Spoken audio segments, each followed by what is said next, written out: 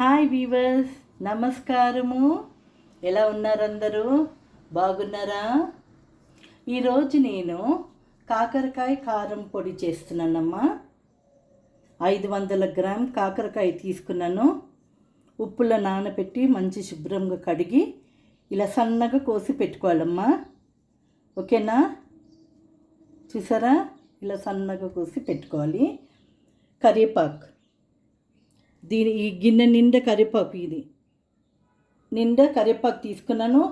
దాంట్లోనే నిండా పల్లీలు తీసుకున్నాను.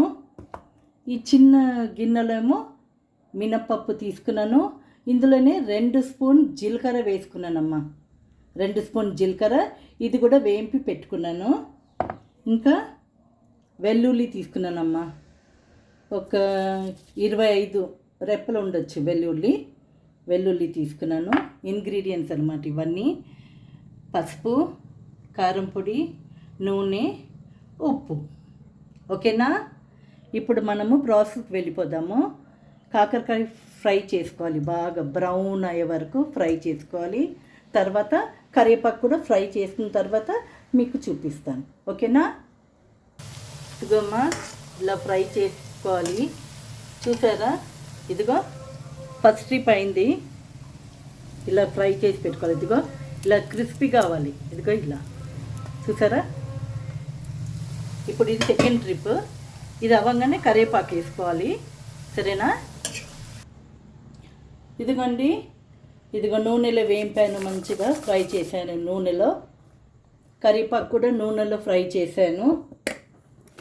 కాకరకాయ కూడా నూనెలో ఫ్రై చేసి చల్లగా అయిపోయిన తర్వాత ఇప్పుడు గ్రైండ్ చేస్తున్నానండి. ఫ్యాన్ కింద పెట్టాను చల్లగా. ఓకేనా? ఇప్పుడు మనం ప్రాసెస్కి వెళ్ళిపోదాము. ముందు మినపప్పు,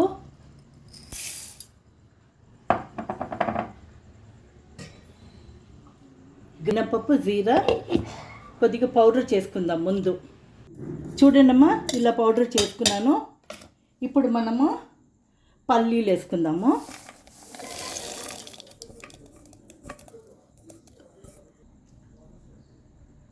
ఇప్పుడు పల్లీలు గ్రైండ్ చేసుకుందామమ్మా. ఇగమ్మా, పల్లీలు కూడా గ్రైండ్ చేసేసాను. మినపప్పు దాంట్లోనే వేసేయాలి పల్లీలు కూడా. ఓకేనా?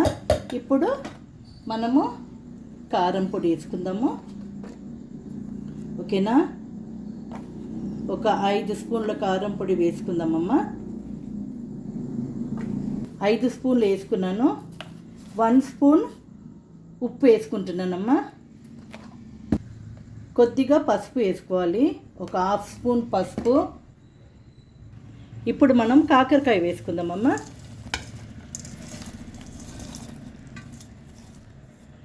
ఎక్కువ గ్రైండ్ చేయొద్దు, బరకగా ఉండాలి, ఎందుకంటే ఇది పొడి కదా. చూసారా?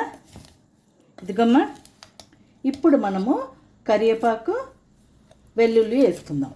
సరేనా? ఇప్పుడే చూసుకోవాలి, ఉప్పు అంతా సరిగ్గా ఉందా అని చూసుకోవాలి. తక్కువ అయితే మీరు వేసుకోండి ఇప్పుడే. ఓకేనా?